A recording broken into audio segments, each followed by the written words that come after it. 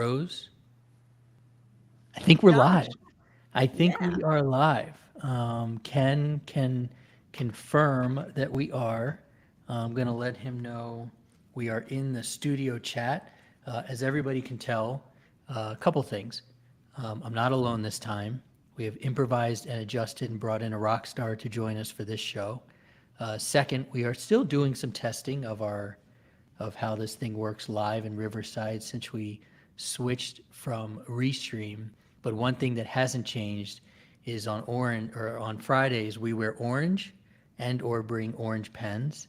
Um, and as Rose pointed out, I think you said my Elton John glasses on. Is that right? I think that's what you called them. Oh, yeah. Yeah. Totally. Just need some stars on it next Cool. week. Ken, can you give us a thumbs up or shake your head yes if we want to see you, or in the chat, just let us know everything is all good. Everything is all good. Cool. Then we are good. Well, welcome, Rose, to our lives for the Ed Sales Elevation Experience. Welcome. Thank you, Josh. Pleasure to be here. Tell us where you are calling in from. Today, I am calling in from the beautiful southwestern coast of New Brunswick, also the ancestral land of the Wolastoqiyik and Mi'kmaq peoples here in beautiful southwest New Brunswick on the Bay of Fundy in my studio, LMG studio. Thank you Cool. for having me, Josh. Yeah, totally. You're Great the place to spend a Friday afternoon. I know, and I you're the just perfect guest um, for us in this particular live because we are talking about 3 essentials for scaling your business. The lessons I learned from starting, scaling, and then selling FLEX Academies. And the reason you are the perfect guest is because you have been through the Ed Sales Elevation experience. You were in cohort numero uno, and you are in the process. And I only get updates here and there because you're just so far beyond us at this point. I get updates here and there on your success, and so why don't you tell everybody now they know where you are, who you are, and talk about your business, and then we will also kind of dive into the 3 essentials and how that relates to your business. absolutely, Josh. Thank you. I've, I've been an entrepreneur for well over 30 years. I started when I was a teenager, and so entrepreneurship is in my blood. I have a background in IT, software development, as well as creative and pro audio. I'm a published composer internationally. And I also have really spent a lot of time helping with adult skills development. And when we say the word education, Josh, I think a lot of people think just K 12, but education is actually quite a broad term that covers how we build those skills. And so I've worked with over 30,000 professionals to date as a live instructor. And I still remember the first day, Josh, that I stepped into that classroom and I was just asked to provide solutions for people. And I just asked one question: why are you here and how can I help you? And my through that journey, Josh, we ended up creating an educational technology company, which takes that question and transforms that into technology for e-learning. So Hmm. it's just a little bit more relevancy around how we spend our time when we're online trying to get those skills that we desperately need to grow. And I want to say something real quick around the Ed Sales experience. It's as an entrepreneur, a lifelong entrepreneur, I think one of the questions we have to ask ourselves is, why do we want to grow? Right?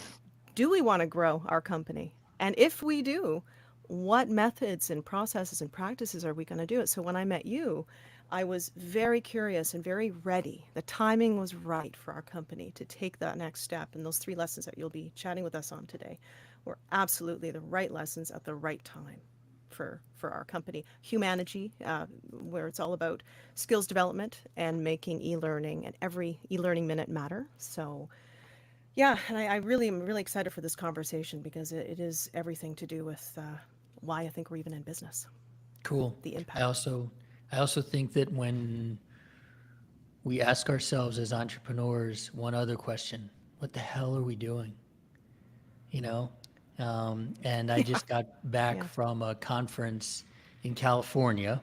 I got to spend some time with our good friend Brent, El Presidente of our mastermind.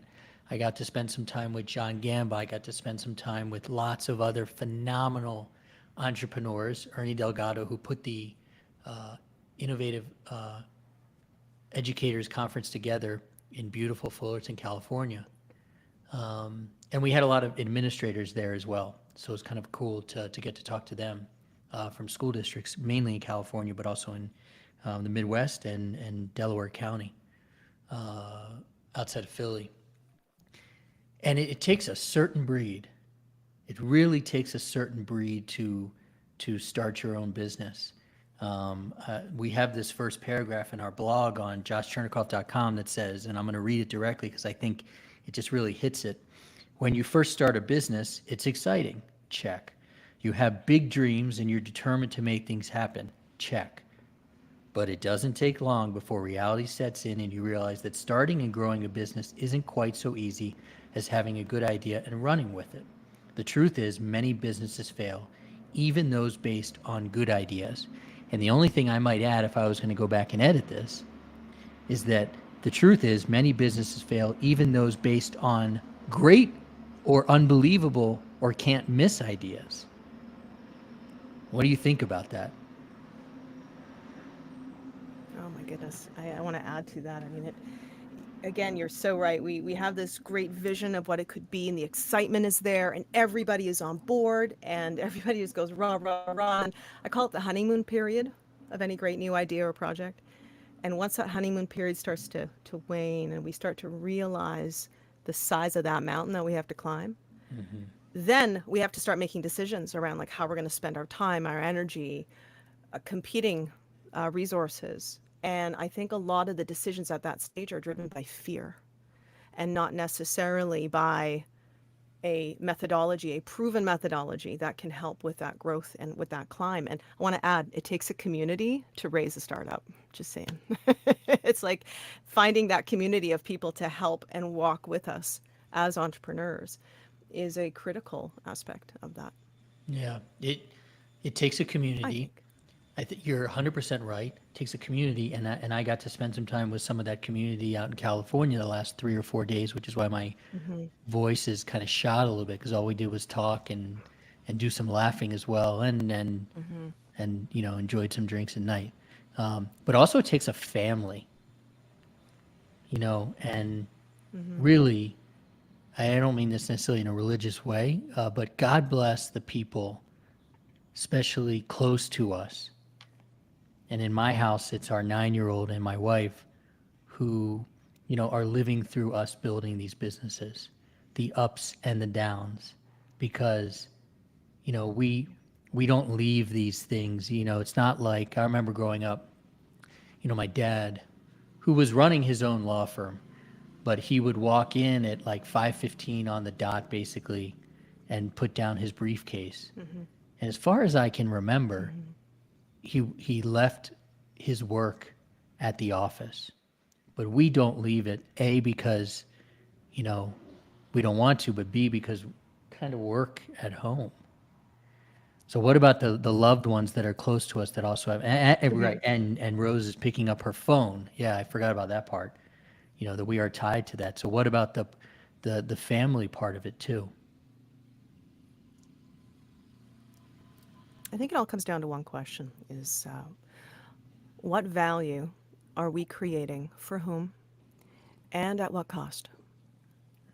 And I think getting ruthless with not just our time, but our energy, really being clear as to why we're spending, why are we spending 40 minutes today chatting about this? Because I hope that we're going to help other people build that impact or grow their companies. And I feel like when it comes to our family, they are key players in our business.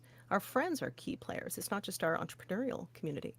I say this a lot to a lot of the workforce that I help with skills development with. It's like really do an inventory of all the community that is there encouraging you, championing you, giving you feedback. Really leverage that because we don't walk that path alone. It can feel like lonely days for sure, but it doesn't have to. And I feel like the most successful entrepreneurs I've modeled and learned from, my mentors, they're open to learning. They are open to working with other people to build that success. So I think what's that quote?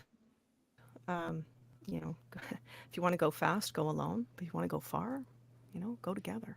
Yeah. And I think community is number one. And actually, with Humanity, Josh, that's where we started. I spent the first year of my life with that building relationships with people who knew a lot more than I did in the educational technology space. Because I come from tech and I have an education, background, but I Yeah. didn't know anything about the ed tech space really. And so being okay with not knowing as well, and asking from our community advice, support, little things from our family. Hey, I need 40 minutes for today's interview. Can everybody just hush quiet just for 40 minutes? Right. They are key players That's so in our funny. success. That's so funny. I just told my wife because they're picking up my suits and nice shirts from this conference. Yeah. And so I said, basically, I'm going live for the next 40, so I can't get the door. So my brother-in-law, Joe, who is actually probably in Vancouver right now, could be in Victoria, could be in Seattle. He runs his own business up in that area, and he owns a Murphy bed business. Very, very successful Murphy bed business. So while it's Cool. a different industry, Joe knows the good, the bad, and the ugly of running your own business. So, hey, Joe, wherever you are, on the opposite side of Canada, probably, unless you're in Seattle installing your wonderful Murphy beds. Um, so the Josh, did you know Vancouver's my hometown? Like Vancouver? And when it comes to the culture and the various different regions that we all work in too, it's like, hey Vancouver, hey West Coast. Um, but coming to that as well, like the community there for business is so supportive of um, of our anyways, in terms of technology, very, very supportive community there. Anyways, shouting out to Vancouver, hometown, hello. Cool. I didn't know that. But there you go. Small world. So a little bit about Flex, Yeah. if I can. And I know you've heard a lot of these stories because I'm hoping that our cohorts are learning from the bumps and the bruises and the moments of brilliance that I had growing that business. But Flex Academies, first I started a tutoring business in the Washington, D.C. area. And at the time, um, I tried to offer online tutoring, and literally people wouldn't take it. I tried to strike a deal with a company called Educate Online, which is out of Baltimore, that eventually got bought by Sylvan. And people didn't want online tutoring. This was 2008, 9, 10. So that company was geographically challenged in the sense that we were stuck in Washington D.C., which is not a bad place to be stuck when you're offering tutoring.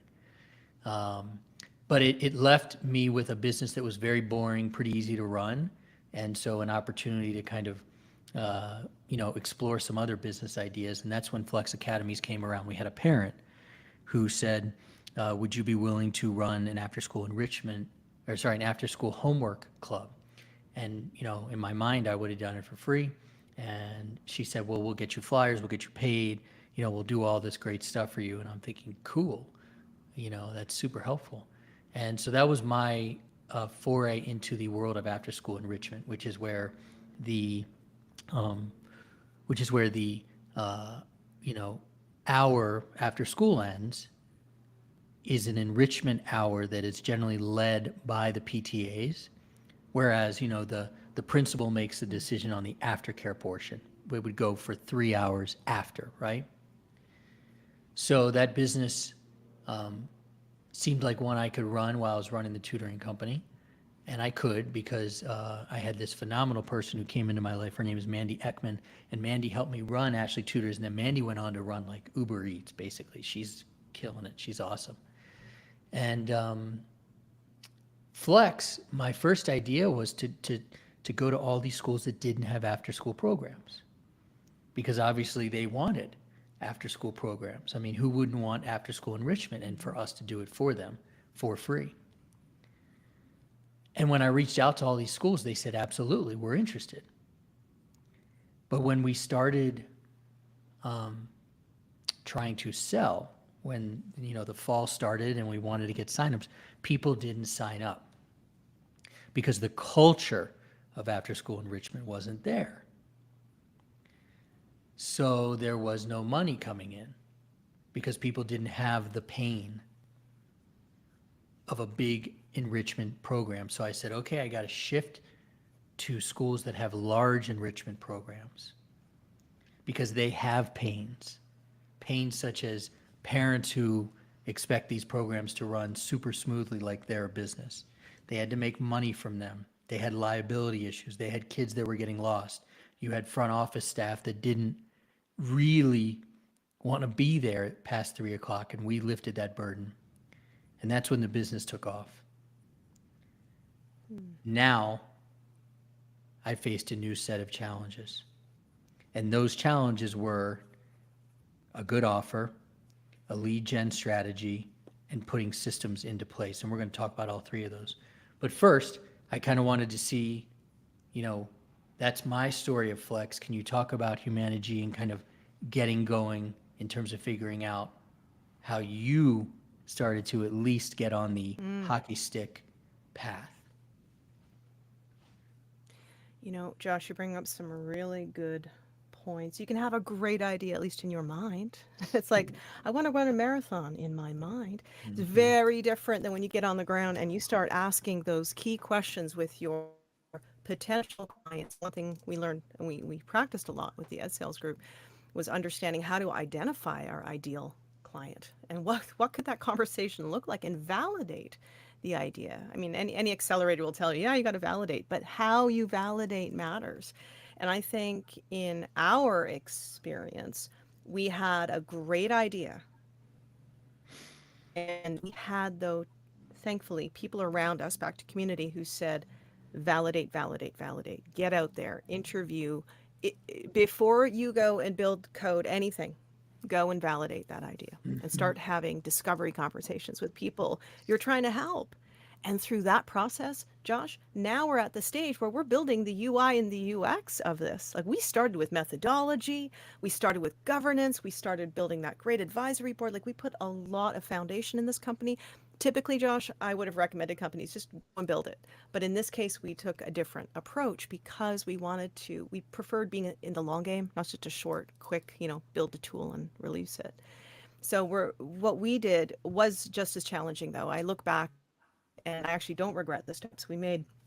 But I will say now we're at the point where we hope to God that every interview we did and every validation piece is going to test as much as possible true. So little features on a screen, like where do you want that button and how many clicks do you want it to be and what color schemes are we going to work with and is this actually going to help you? And I think it would be arrogant of me to say that, oh yeah, all of our interviews and stuff gave us like the best thing. No, we are going to make mistakes. We are absolutely going to make what the rest of the world may see as mistakes. I don't see it that way. I see it as iterative. It is simply iterations of building our company. And it's like we are now in a new phase. We built all these great assets. You've seen, a promo video and our pitch deck number 9, which has Beautiful. gotten brutally taken apart by, 50 other people. And now we're at a point where we're having intelligent, reasonable conversations with our client and our customer base and getting LOIs and all that into place. But even then, I still feel like a child in this process, Josh. It feels like I need to stay open to learning. So that's just one point I want to, if I could like teach myself that again, it would be stay open. Don't think you know it all and be prepared to learn. Just be prepared to stay open. I find that hard on our team sometimes because they will get married to an idea or a course of action, and I'm the one who has to come in and kind of go, wait a second, maybe we should start with mobile devices and not sit down devices. Like we have to have these Right. great, we have to make time and space to have what I call your think tank time and take that step back and go, are we really on the right track? And rather than just constantly being in the do, taking a moment and looking at how we are doing. And that's what I love about your 3 points today, Josh, is Cool. just Thank you. taking that step back and going, how are we doing this? I am taking some notes here on my official jury summons for the District of Columbia, which Oh, I have to handle that. But I'm gonna take some notes on it now. First of all, let's not skip by the fact that you said letters of intent. So fantastic, Mazel Tov. That's amazing. thank you. Um, and then two other things that you said that I think are so important: iterative and prepare to learn. And it's so interesting. We have our blueprint And our blueprint is 9 steps to take companies from a steady flow of leads to a heavy flow of leads. And you know those 9 steps. I'll refresh for everybody, but we've got really dialing in the ideal client, making sure it's right. We've got building out credibility. We've got the raise your hand. We've got the signature solution. We've got targeting, messaging, automation, success amplifiers, and then scaling. Okay? I'm not going to go into all of them. I'm only going to go into one.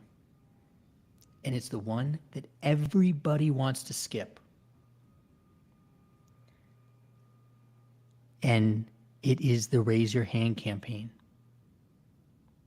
And it is the most important part, I believe, to everything we're about to discuss and everything that we do in business. And a lot of people will say, oh, no, wait, that raise your hand campaign sounds like discovery. No. First of all, I encourage people to continuously do the raise your hand campaign where you're following our scripts, where you're following our lead, to just listen, to prepare to learn. And everybody wants to skip it because it is the least sexy of all the steps, and it is the one that offers the most potential objection and rejection to what you thought was right, to what you thought who you are. And when I say what you thought was right, that's validating your ideal client. And to who you thought you are, it's because you've built out your credibility in a place like LinkedIn. And everybody wants to skip that raise your hand campaign. Do you remember when you did the raise your hand campaign, and what was it like for you? We actually partnered with, oh gosh, yeah, it still is. It doesn't end. Like the raise your hand is a lifestyle now. Josh, I'll put this in the context of some research partnership we did with NBCC here in New Brunswick. And in my world, we were doing contextual based delivery of content and learning experience. So it's like, Josh, who are you, and how can we help you develop your skills specifically, right? So in that process, we thought, oh, it's going to be a great idea. And we're like, we better do raise your hands with our actual learners, the ultimate customer of this software. And we had a raise your hand campaign in the form of a simple research survey. And I had to go out to like 1,000 people between myself and my team. We reached out to 1,000 people, said, could you Nice. please take 3 to 5 minutes and just give us some feedback? And I gotta say, yes, that fear of like that rejection thing is a big deal. I want to talk about that word rejection. Okay, I want us to find another word for that if we could, because it's real. It hurts when people are like, I don't have 30 seconds to fill out your contact form. But the result of that research, we had 144 answers out of 1,000. So think about numbers, think about ratio here. Be prepared to have a ratio of, could be 2 to 1, it could be 5 to 1, it could be 10 to 1. But I think setting our mindset up we were hoping for like 50%, but we only got 144. But what we did get out of that, Josh, was really valuable intelligence, really valuable information that completely drove some design decisions that we needed to make. And I think it has a lot to do with getting out of our own way and not pretending like we think we know it all. Like one of my biggest, one of my most amazing business coaches and mentors, he was my first person who ever gave me a project management job, like multi-million-dollar project management job. And he pulled me into the office, and I was 2 weeks on the job, and he just sat me down and he said, Rose, you don't need to know the answer to everything. But what? I'm the project, I'm supposed to know. It's like, no. The chief everything officer, your CEO role, I don't care what role you are in the company, I feel like we have to stay open. And that whole raise your hand means we're listening. We're actively trying to listen to understand and not listening to prepare our answer, to defend. We're not there to defend. Right. We're there to try to take it in because the value that they're bringing to our company and to our desire to be impactful is huge. So I wonder though, Josh, I'm curious, like that you brought up the concept of rejection.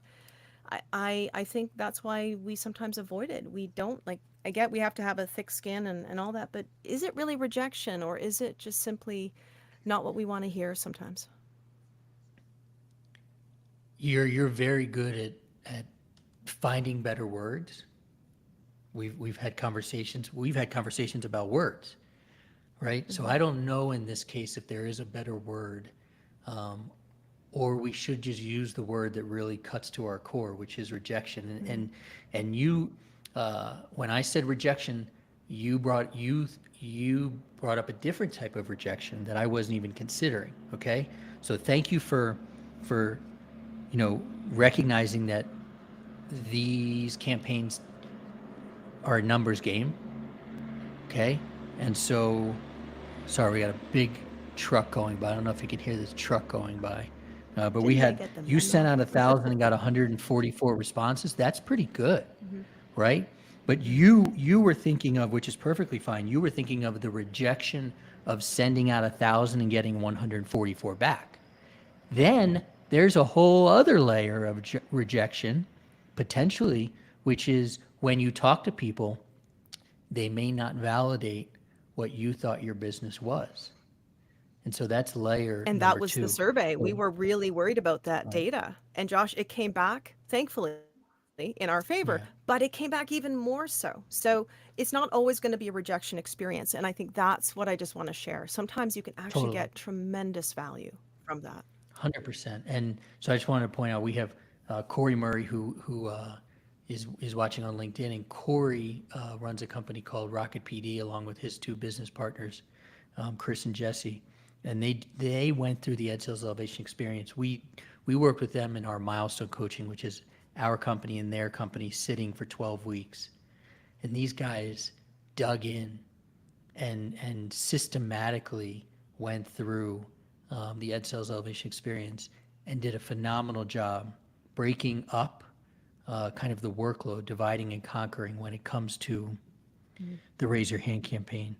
So when we do the Raise Your Hand campaign, we figure out what our compelling offer should be, which helps us develop our lead generation strategy, which then forces us to put systems in place. So let's first talk about the compelling offer. It needs to speak to your ideal client and deliver results for people that need Mm-hmm. results.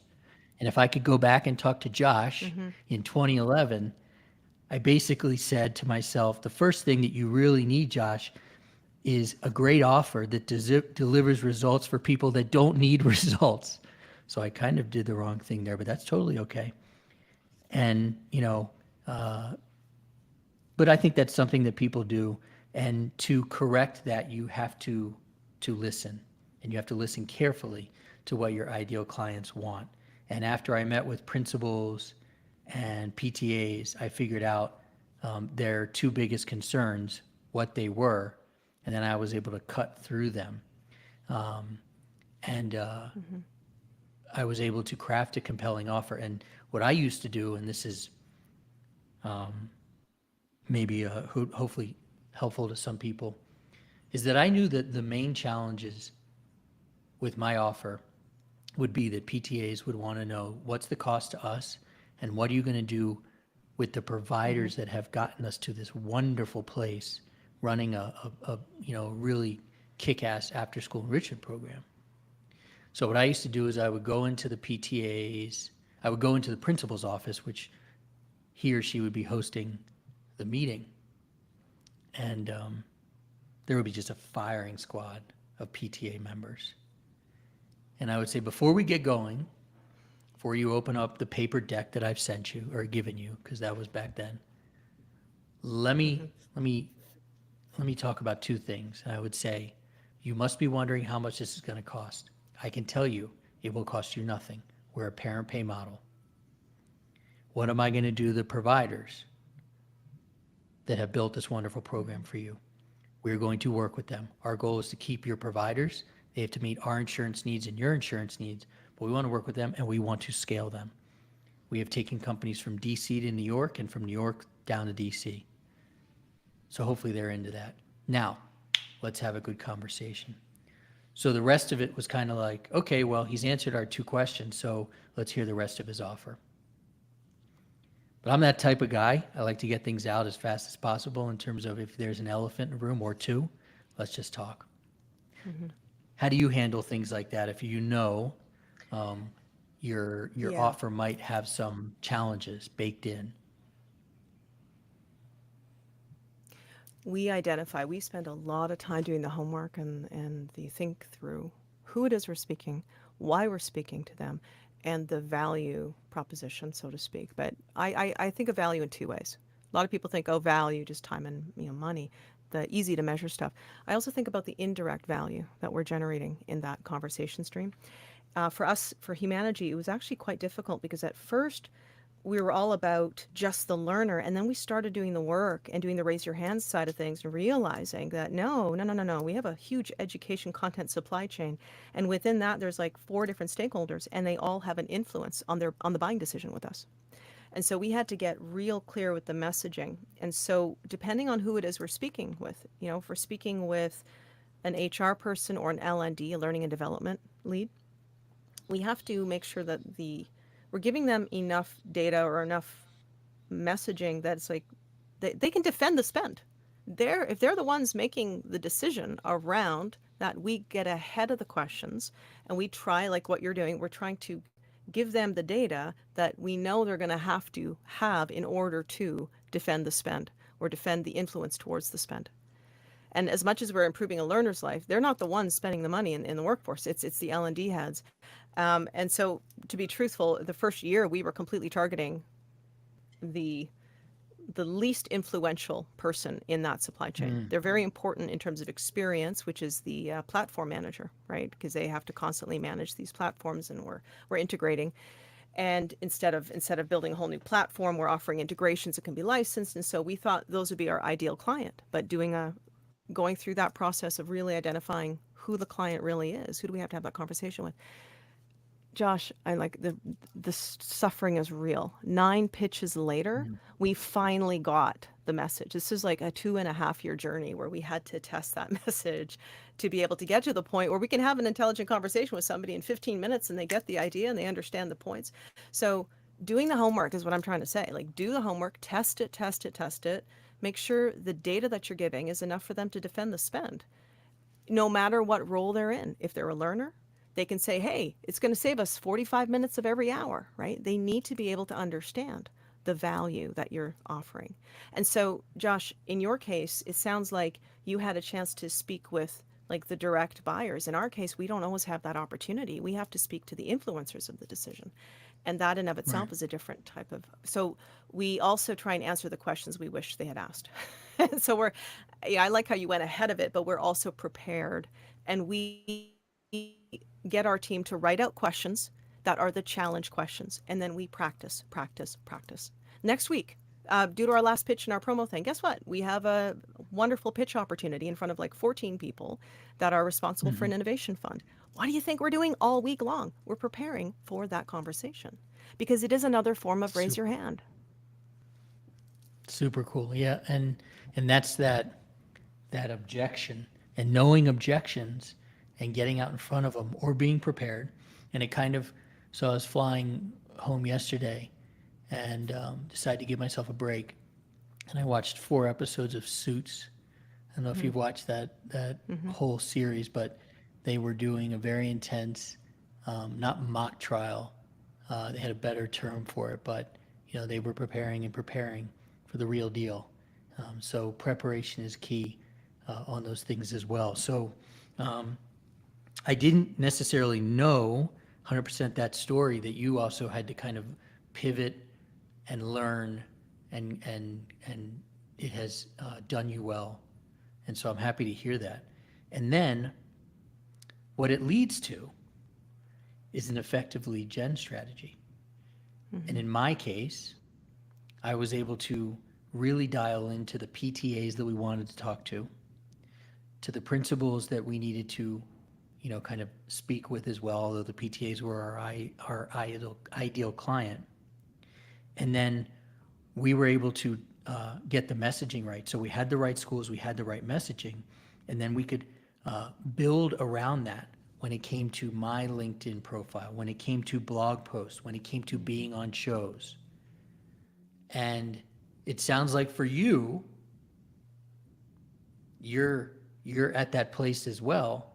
and you are getting, at bats at the plate here, and you've got a big one coming up. And so, has it helped you crystallize your own lead generation strategy when you have the right offer? And I'm gonna approach the answer a way that I'm sure other entrepreneurs can resonate with too. When you come up with a great idea, there's often like 50 different benefits to that customer coming with you. And a lot of those benefits might even be academic, like, oh, the methodology we're using is, new and innovative. And who we are speaking to, tailoring the message for who we are speaking to. Out of all the 50, they don't want all 50, they want one. So we had to figure out that messaging, and from the perspective of what message will hit the heart, not just here. Like, what do they actually care about? And really understanding the human side of it is a big piece of that. So next week, we'll be in front of really amazing people, great minds, and they're going to grill us. But the spearhead, the tip of the spear, understanding how to focus the message. In our case, it's very simple. Like, we went from like 200 benefits to like one thing. That was hard. So Right. it's very simple. It's like, all right, out of every 60 minutes of e-learning, how many minutes are relevant for your learner? How many?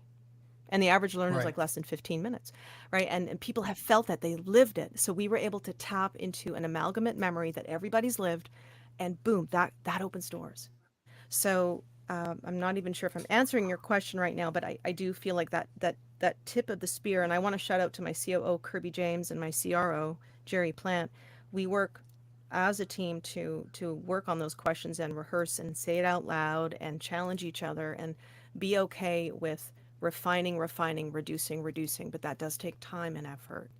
I think maybe I can shout out to Brent, our El Capitan of our alum, and he was preparing Presidente. for a presentation. El Presidente, and he was, we bounced some ideas together, and having somebody like our community that we have, being able to shout Yeah. out to our community and go, hey, can I test this with you? That's important too.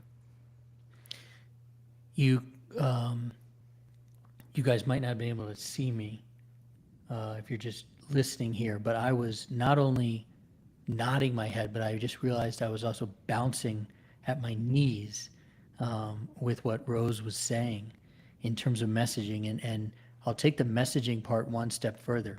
It's the transformation and the fact that you whittled it down from 200, which are probably 200 dots that you were connecting through the Raise Your Hand campaign to create that compelling offer.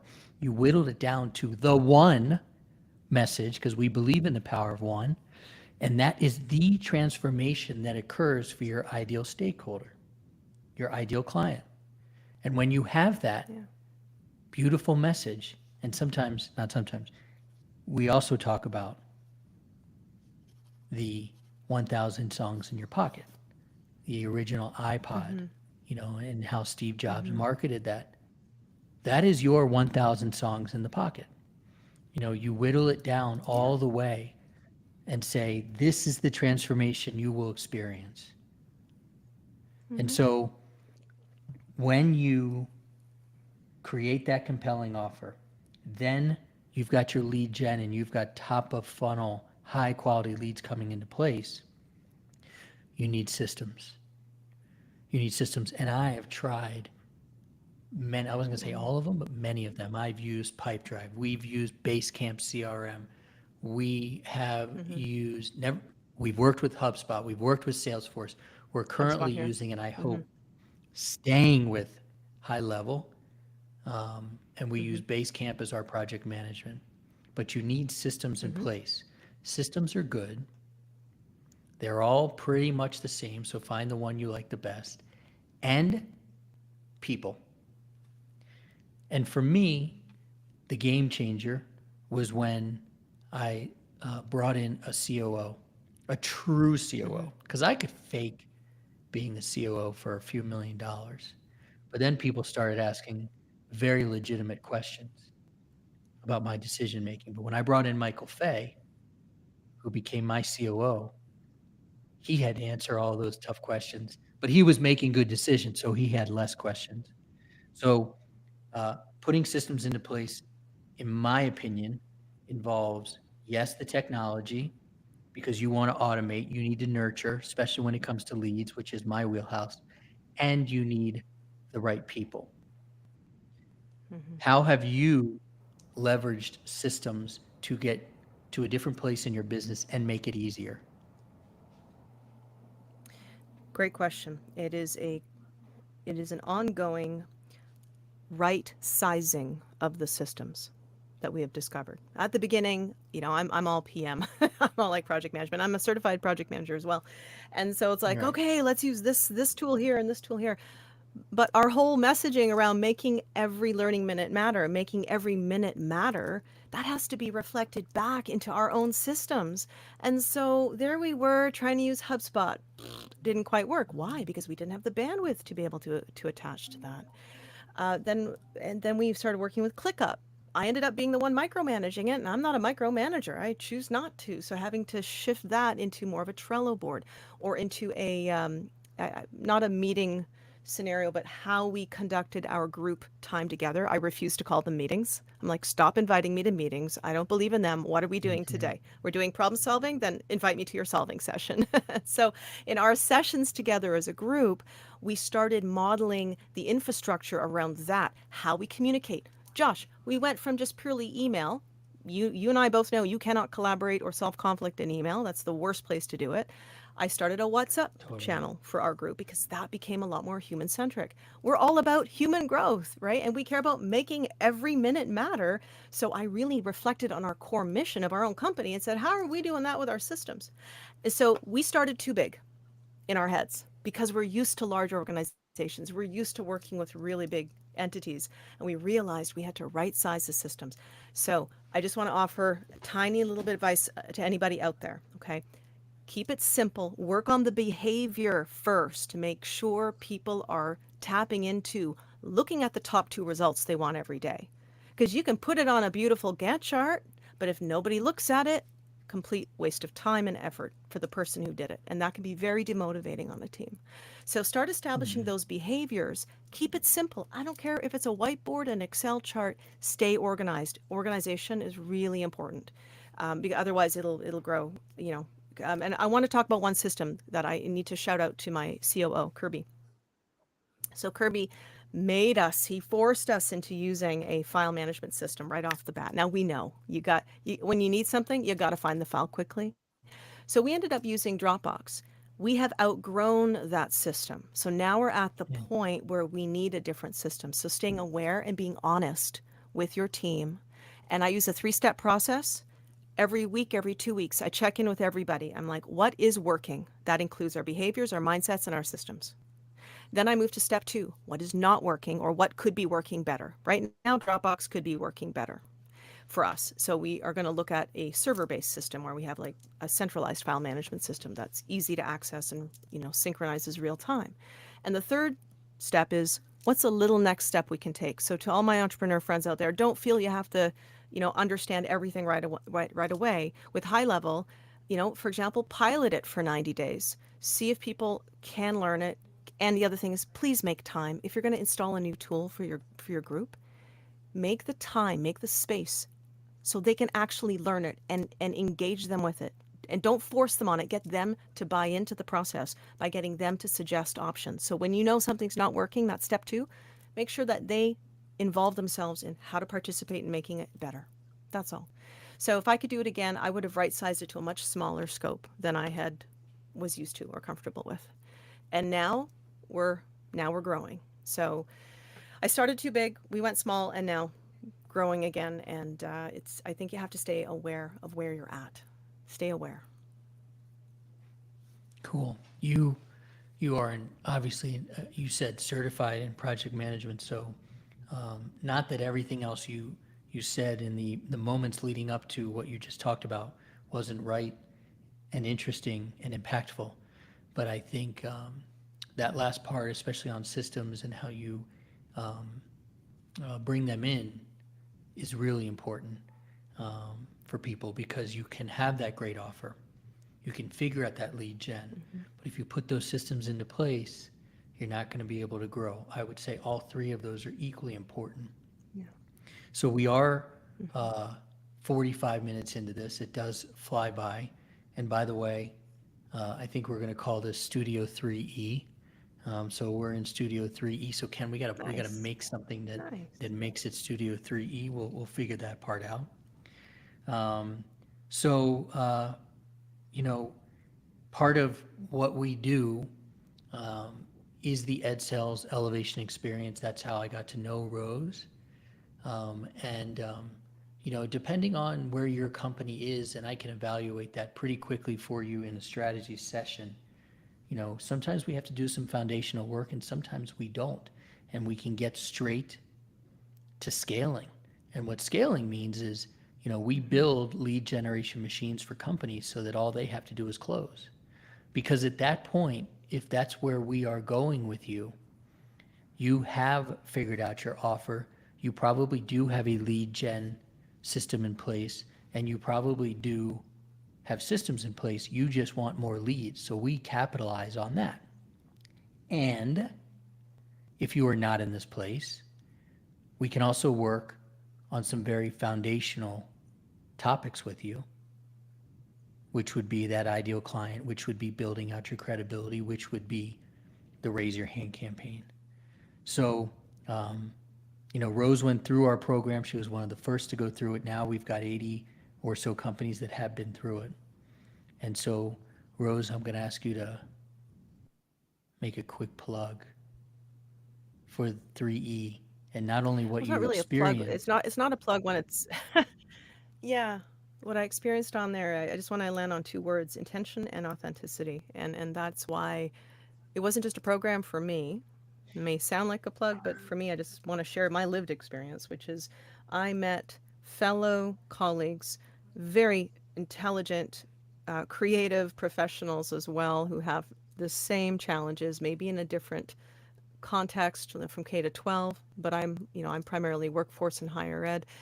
And I was so appreciative of not just the methodology, not just the multiple processes that you allowed us to engage with and really work.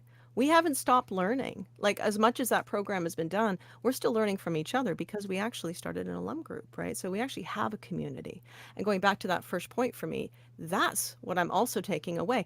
And that whole 9-step process, for example, I use it all the time for every like little product that we release because we do a lot of workshops as Mhm. well. And so it's like make sure that we keep plugging in because it's more than just lead generation, right? We are creating intentionally, intentionally, we're growing our companies to provide the most impact for the most people. We're trying to be of service to the most. So that is why I enjoyed and continue to enjoy the work with the Ed Sales Elevation. So Studio 3E, I want some swag, okay? Like I want a hat or a pen. Give me the orange pen with We need 3E on that. it.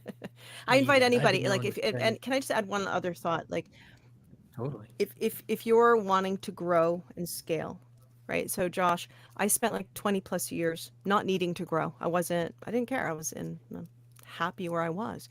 But the moment I realized this wasn't going to do anymore and I needed to do more, you do need to find the right program and the right people to help you do that growth. And lead generation is it's far beyond I think what the everyday person thinks it is, and that's why engaging with this program really mattered, is because we had to discover really what it meant. And it's a very authentic and human centric process. It's not just shallow sales talk. So that's kind of, when you're intentional about your growth, tap into people who know what the heck they're doing and learn. Yeah. Shallow is not what we are when it comes to this program, and Mm-mm. shallow is not what we are when it comes to the friendships, the genuine friendships. And it was on full friggin' display last week, and I'll walk everybody through it. Was Ernie, who's a member of our current cohort, hosted a conference. Ernie said you should come. I reach out to John Gamba. I say, John, we should go out to this conference in California. He says, great. So he says, host a panel. I'm like, cool. John, we get a Mm-hmm. phenomenal panel on AI. John does a phenomenal panel and brings in two people from the Millikan competition from Penn. And I say, Brent from Rose's cohort, you should come. He's, I don't know. I'm like, dude, yeah, this is perfect. So he gets his co founder, who's 12 years old, his daughter, and says, okay, should we go? And then Ernie says, you're coming. And then Brent says, oh shit, we're going. And I need to present. And Brent reaches out to Rose. And Rose and Brent and Talia, Brent's co founder, put this beautiful deck together. And Brent is walking away, and Talia, his daughter, from that conference with 5 or 6 or 7 really solid potential leads. That's how Mm-hmm. our community works. Beautiful thing. It, they're walking away with a much stronger set of relationships. Like, this is really what I want to bring to those of us who hate lead generation, who even hate the thought of it, have that huge resistance, which I did, for the record.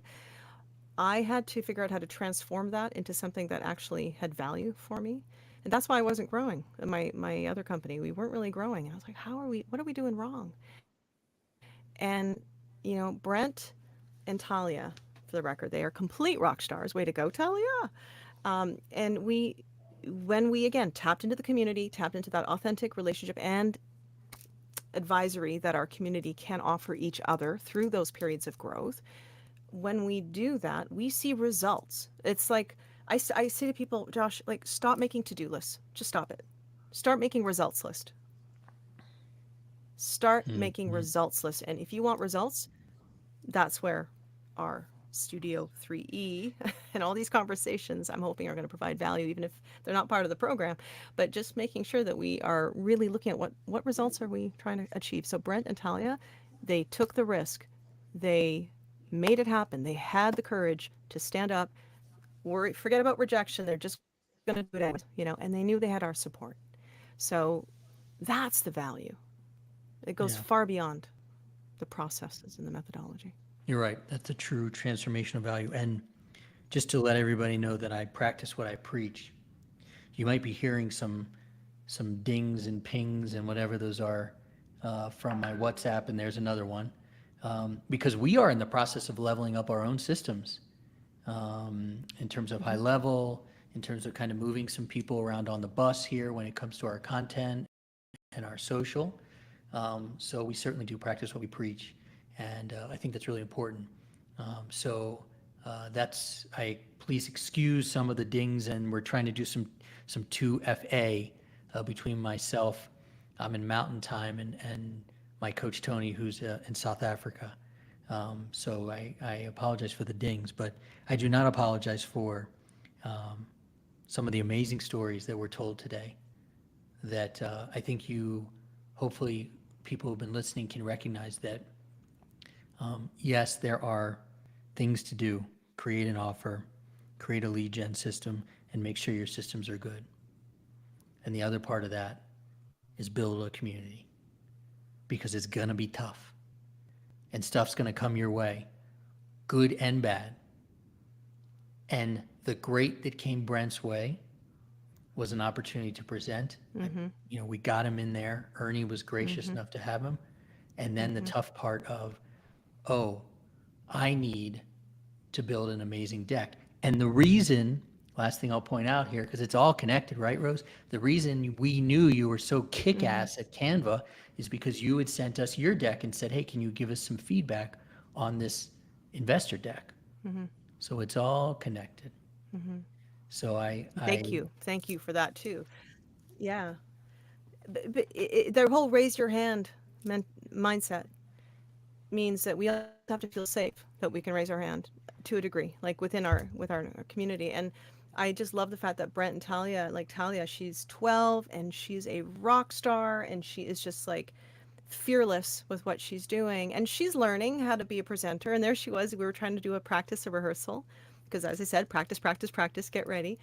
And you could just see this light coming from her. So I just want to shout out to Talia, and she had the courage to work with a complete stranger, myself, and raise her hand and go, "How am I doing? Like, is this Hmm. working for you?" So I think at any point in life, you can really learn how to ask for that feedback. And with our community, we actually achieve that. And so, way to go, Brent. Way to go, Talia. Way to go, Josh, for like getting Brent to come, giving us Totally. the little nudge once in a while. Yeah. Yeah. And then speaking of making us come here, um, Brent and Talia and I then proceeded to go to In and Out Burger on Monday and on Tuesday. So we had some really Oh, nice meals together. So this has been an amazing nice. conversation, Rose. Thank you for joining us in Studio 3E. Um, and I appreciate all the wisdom Thank you for that you having always me. provide in energy. And so we will keep supporting each other. We'll keep supporting the whole community. And I hope that people um, got a lot from this talk today. Thank you again for having me, and let's keep practicing what we learn. Practice. Okay. Thank you.